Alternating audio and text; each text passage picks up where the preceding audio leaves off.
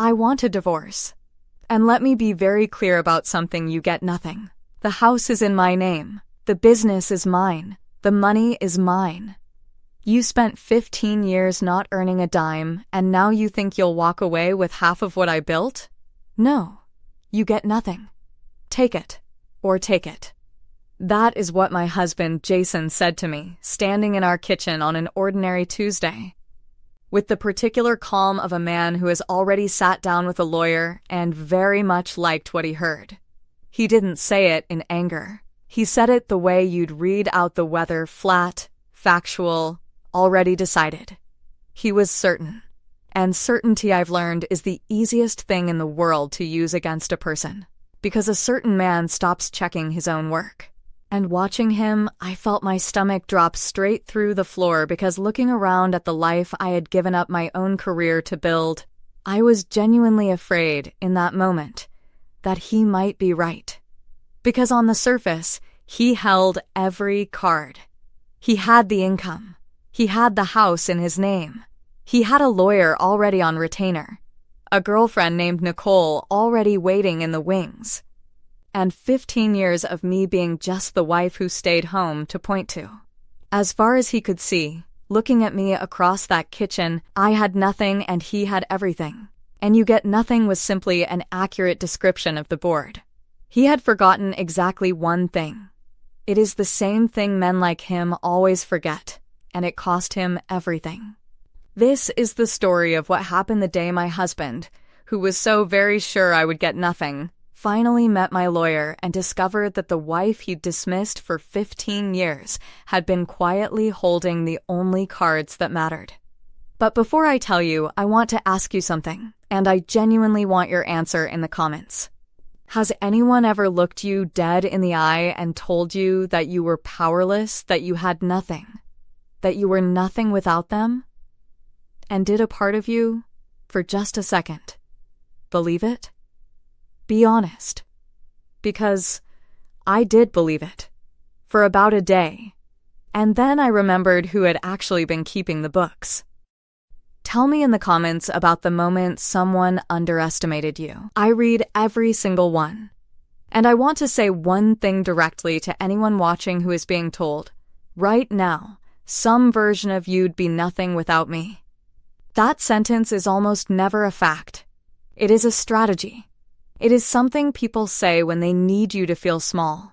Because a person who feels small doesn't fight, doesn't ask questions, doesn't hire the good lawyer, doesn't check the accounts. The cruelty has a purpose, and the purpose is your compliance. So when you hear it, instead of collapsing under it, get curious about it. Ask yourself, why does this person need me to believe I'm powerless? What would change if I stopped? Sometimes just asking that question is the first crack of light. It was for me. Let me take you back so you understand why his confidence was not entirely crazy, and why mine ended up being so much stronger. 15 years earlier, when we married, I had my own career, a good one, in finance, the kind with a real future. And when Jason's business started to grow, we made a decision together, the way couples do. We decided that one of us would step back to make the whole machine run, to manage the home, raise the family we wanted, and, crucially, to handle the entire back end of his business. The books, the invoices, the accounts, the taxes, the money. And that one of us was me. I gave up my career, and for 15 years I was the silent engine of everything Jason called mine. I want to be honest about that decision, because I don't want anyone to hear it as a mistake. At the time, it wasn't. Stepping back to run our whole life and his whole business was a real choice, made by two people who trusted each other, and for years it worked beautifully. I was good at it, better, frankly, than Jason ever was at the parts he kept for himself. I turned a chaotic little operation into something organized and profitable. I caught the errors, chased the late payments, structured the taxes, kept us out of trouble more than once. The business grew because two people were running it, even though only one of them ever got to feel like the boss. So when people hear stay-at-home wife and picture someone with no skills and no leverage, I want them to understand, I had run a company for 15 years. I just hadn't been allowed to call it that. And the skills you build running something do not disappear the day your husband decides to pretend you never did. Here is the part Jason genuinely came to believe. Because he is the kind of man who believes the story that flatters him, he came to believe he had built it all alone. Over the years, our business quietly became my business in his mouth. Our money became the money I make. My 15 years of unpaid, invisible, absolutely essential labor became, in his version, 15 years of me not earning a dime. The same labor a court would later call a contribution worth half of everything he had spent years rehearsing, as if it were worth nothing at all. He said it so many times that I think he forgot it wasn't true. He forgot that the woman he was now telling she'd get nothing was the woman who knew where every single dollar of his business had ever gone. Because I was the one who had put it there. This is the thing about being the invisible one in someone's life. Invisibility cuts both ways. For years it had cost me the lack of credit, the slow erasure of my own contribution. The way we built this became I built this without anyone noticing the swap. But invisibility, it turns out, is also camouflage. Jason had spent so long not seeing me as a real participant in his success that he genuinely could not conceive of me as a threat to it. In his mind, I was furniture. Useful furniture. Furniture he'd grown fond of, but furniture. And you don't hide your secrets from the furniture. You don't lower your voice around the chair. For 15 years, he had conducted the financial life of that business in front of me, as though I weren't really there, and the whole time, the furniture was taking notes. Now here is where I have to be honest about the day itself, because I want you to feel the misdirect exactly the way Jason felt it. When he said you get nothing, I did not pull out a folder and slam it on the table. I did not announce that I knew everything. I did something that, on the surface, looked like defeat. I got quiet. My eyes filled up. I said, Jason, please, can we just talk about this? And I let him see me look small and scared and powerless, and he ate it up, because it confirmed the only story he'd ever told himself about me, that I was helpless without him. I have thought a lot about why I was able to do that, to swallow my pride and play small in the very moment I most wanted to stand tall. And I think it's because I finally understood the difference between feeling powerful and being powerful. Standing in that kitchen and firing back at him, telling him exactly what I knew, would have felt powerful. It would have felt incredible. For about 10 seconds. And it would have been the single most expensive 10 seconds of my life, because it would have warned him. And a warned Jason would have started shredding records and moving money that very night. Real power doesn't need the other person to know you have it. Real power is quiet. It can afford to look like weakness, because it isn't performing for anyone, it's just waiting for the right moment. I let him have the feeling of winning, because I was busy with the actual winning. And the actual winning happens in silence. He softened, almost kindly, the way a man does when he thinks he's already won. And he said, look, I'll make sure you're okay. I'm not a monster. But don't fight me, Helen. You won't win, and you'll just spend money you don't have. Let's keep this simple. Translation, roll over, take the scraps I decide to give you. And don't you dare hire anyone who knows what they're doing. If you have ever been handed that exact speech, the be reasonable, you can't win, don't make this difficult speech. Do me one quick favor before I tell you what I did the very next morning. Tap like and subscribe to the channel. I'm not asking for nothing. These calm, strategic revenge stories get buried by the algorithm unless people actually engage. And your one tap is the only reason the next one reaches a woman who is tonight being told she's powerless by someone who has no idea what she's actually holding. And believe me, what I was holding is the whole reason this story ends the way it does. So here is the misdirection, laid out plainly, because it is the entire architecture of how I won. Jason thought the fight was going to be about whether I deserved half. He thought I would come at him with emotion, that I'd hire some average lawyer, cry about how hard I'd worked, beg for fairness, and lose. Because deserving is not the same as proving, and he believed I had no proof of anything. He had built his whole strategy around fighting a desperate, emotional, broke housewife. He had no idea that the fight was not going to be about whether I deserved half. It was going to be about where all the money actually was. And that was a fight I had been quietly equipped to win for 15 years, because I was the one who had filed every record of it. I want to pause on the word misdirection, because it's the whole craft of what happened here, and I think it's the most useful thing I can teach anyone in my position. A misdirection isn't a lie. I never lied to Jason, not once.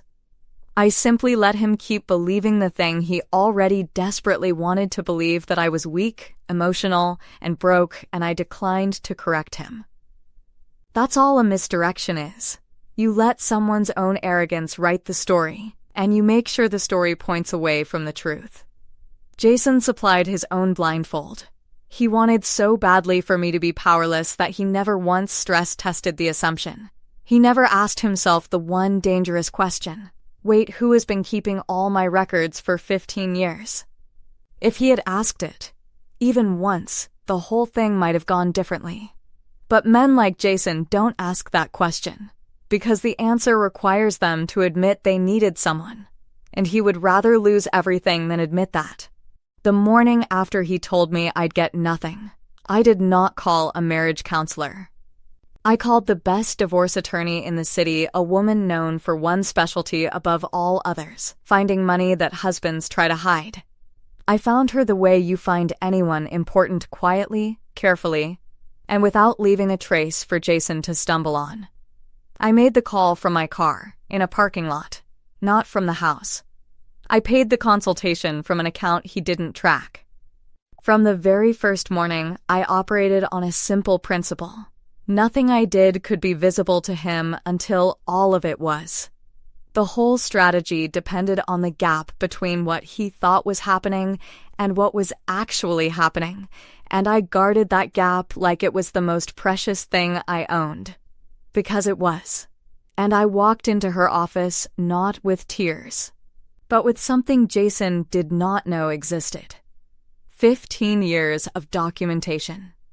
You see, when you are the person who runs the books of a business for 15 years, you do not just see the money. You become the memory of the money.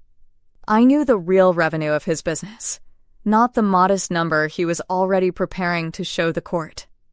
I knew about the cash that never quite made it onto the official records. I knew about the money that had quietly moved to his brother to hold. I knew the real value of the company, because I had built the spreadsheets that calculated it. I knew which clients paid in cash and which months ran hot. I knew the number he would show the court before he did, because I knew the only number he was capable of inventing. I knew about every recent unusual withdrawal, including, it turned out, the one spent on Nicole. Jason was, at that very moment, busy trying to make himself look as poor as possible for the divorce. And the one person on earth who could prove exactly how much he was really worth was the woman he had just told would get nothing. I almost felt sorry for him, in a distant kind of way, watching him prepare his sad little version of the numbers in the weeks that followed, because he was working so hard at it. He was moving money, coaching his brother on what to say, practicing his poverty. He thought he was being so clever, so careful. And every clever, careful thing he did was a thing I could see. Because I knew exactly which rocks he'd hide money under. I'd shown him most of those rocks. Watching Jason try to hide assets from me was like watching someone try to sneak out of a house while the architect who designed it sat quietly in the next room, listening to him bump into every wall. He didn't know the house had an architect. He thought he'd built it himself. That single delusion is what cost him everything. My lawyer looked through what I brought her calmly, page by page, and then she set it down and she said 3 things I will never forget. The first, Helen, most spouses come to me suspecting their husband is hiding money. They have a feeling. You don't have a feeling. You have the records. You're not the victim in this case. You're the expert witness. The second, she explained the thing Jason had fatally misunderstood about the law. My 15 years at home were not, as he imagined, 15 years of contributing nothing. In a marriage, the work of running the home and enabling a spouse's career is a real and recognized contribution to everything that was built. The house in his name and the business in his name, she said, are not nearly as his as he thinks. And the moment he tries to hide what they're really worth, he hands us the case. And the third thing she said, quietly, leaning back, she said, "Here is what we are going to do. We are going to let him keep believing he's won. Let him file. Let him lowball. Let him show the court his sad little version of the numbers. And then we are going to put the real numbers next to them, the ones you kept, and let everyone see the difference. Don't tip him off. Let him walk all the way out onto the branch. Then we'll be the ones holding the saw." She told me something else in that meeting that reframed how I thought about the whole situation. And I'd want any woman in my shoes to hear it. She said, "The hiding is what's going to beat him, not the affair." People think the affair is the weapon, and emotionally it is. But legally, it's often just noise. What courts truly do not forgive is dishonesty about money. A man can be a bad husband and still get a fair shake in a divorce. But a man who lies to the court about what he's worth, who hides income, who undervalues a business, who parks cash with his brother that man has handed the other side a gift, because now it's not about who was wronged. It's about who can be trusted. And the moment we prove he can't, we control everything. That was the day I stopped being scared. Because Jason wasn't just cheating. Jason was lying about money in a legal proceeding. And he was doing it badly, in front of the one witness who could prove it. So that became the plan. The most beautiful, patient plan I have ever been part of. And the key to all of it was that Jason had to keep believing the misdirection right up until the end. So I let him. For weeks, I played the part he'd cast me in. When he had his lawyer send over a first proposal, an insultingly small one, exactly the you get nothing. But here are a few crumbs so I look generous offer we'd expected, I let my lawyer respond slowly, almost meekly, as though we were a frightened woman and an overwhelmed attorney working up the nerve to accept. Jason got more confident by the day. He started being almost pleasant to me, the warmth of a man who is certain he is getting away with everything. He even, at one point, told a friend in front of me that the divorce was going smoothly and that I was being smart about it. I remember smiling into my coffee at that one. Being smart about it. If only he'd known exactly how smart. And in which direction. He thought I'd given up. He had no idea I was just letting him finish building his own trap. Those weeks of playing small were strange, I'll admit. There's a particular loneliness in being underestimated to your face, day after day, by someone who used to know you. Jason would explain things to me, slowly financial things. Things I understood 10 times better than he did, and I would nod. And ask a soft little question. And let him feel like the smart one. I would catch myself, sometimes, almost forgetting it was an act. Almost slipping into the smallness he'd assigned me. That's the danger of playing a role like that for too long. You have to keep a private fire burning somewhere. A quiet inner voice that says, "You know exactly who you are, you're just not showing him yet." I kept that voice alive by reminding myself, every single night, of one fact: I am not losing. I am winning so quietly that the loser thinks he's ahead. And then I would sleep just fine, while Jason lay awake congratulating himself. Meanwhile, in the quiet, my lawyer and a forensic accountant were taking the documentation I'd kept for 15 years and turning it into something undeniable. The real revenue, line by line. The cash that had gone unrecorded. The money parked with his brother. The true valuation of the business. And the spending on Nicole traced cleanly from accounts he'd assumed no one was watching. Because the person who always watched the accounts was the person he'd stopped seeing as a threat. The forensic accountant said something to me when we met that I've never forgotten. He looked at the 15 years of records I'd kept, the organized files, the reconciled accounts, the clean trail of everything, and he actually laughed, a little admiringly, and said, "Most of my job is reconstructing what people destroyed or hid.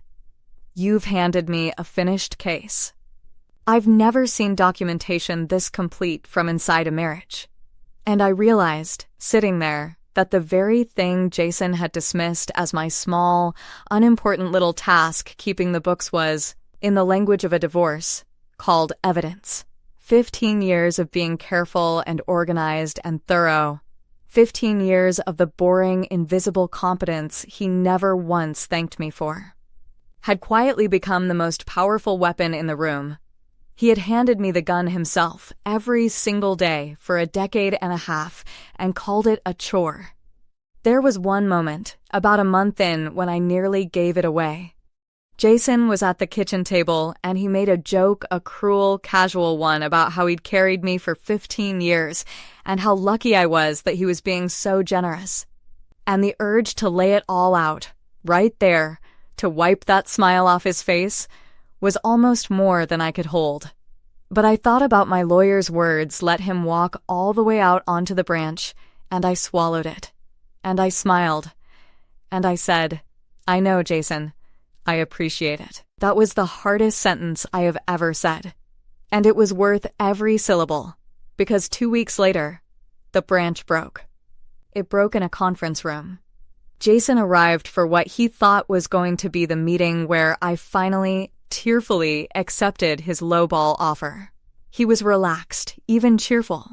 He'd brought his lawyer, who looked equally relaxed. And then my attorney opened a folder and slid across the table the financial disclosure Jason had submitted to the court, the sad, shrunken version of his worth, and placed directly beside it the real numbers. The actual revenue. The unreported cash. The money hidden with his brother. The true valuation of the business, several times what he'd claimed. And a clean, quiet record of every dollar that had gone to Nicole. I watched my husband's face go through the entire journey. The confidence. The confusion. The dawning horror as he realized that every single figure he'd tried to hide was sitting in that folder in more detail than he himself could have produced. And that the source of it all, the witness who could authenticate every page, was the wife he'd told, would get nothing. His lawyer asked for a recess. Because his lawyer understood immediately what Jason did not, a man caught hiding assets and underreporting income in a divorce is not in a strong position to demand anything. He is in a position to hope the other side is merciful. I will remember that recess for the rest of my life. Jason and his lawyer stepped into the hallway, and through the glass I could see his lawyer talking fast and low. And I could see Jason's body changing, the shoulders coming down, the bluster draining out, the slow physical collapse of a man being told by his own paid advocate that he was not the predator in this room, but the prey. When they came back, Jason couldn't look at me, and that was its own kind of justice, separate from any number on any page.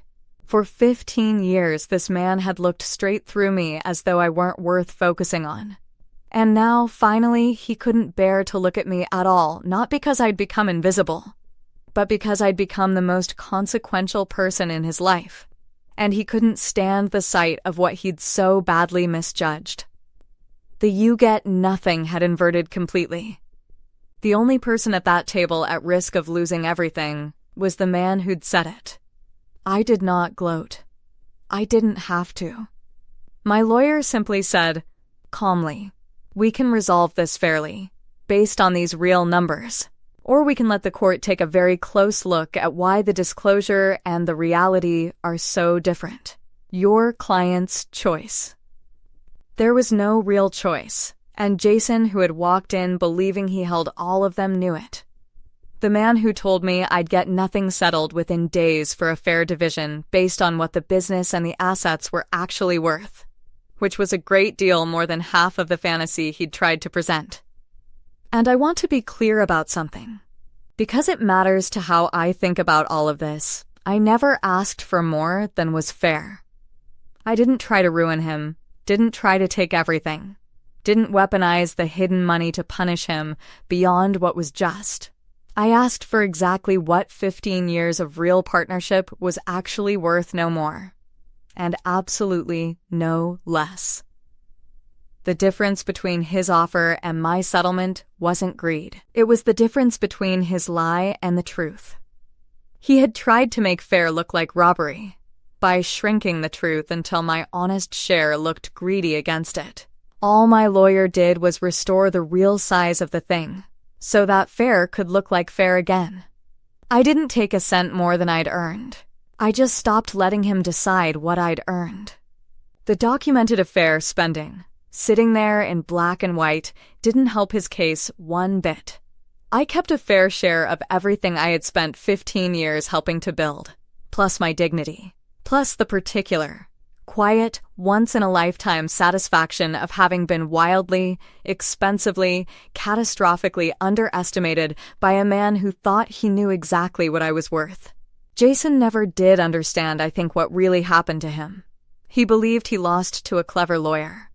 He never quite grasped that he lost to me to the 15 years of invisible work he dismissed as nothing, to the books he never thought to wonder who was keeping. Nicole, I heard, lost interest fairly quickly once the man who was going to have it all after the divorce turned out to have considerably less than he'd advertised. There is not much romance left in a man whose grand future turns out to be built on assets he swore under oath did not exist, and there is even less in a settlement that proves it. Nicole had signed up for a winner. She had not signed up for the truth.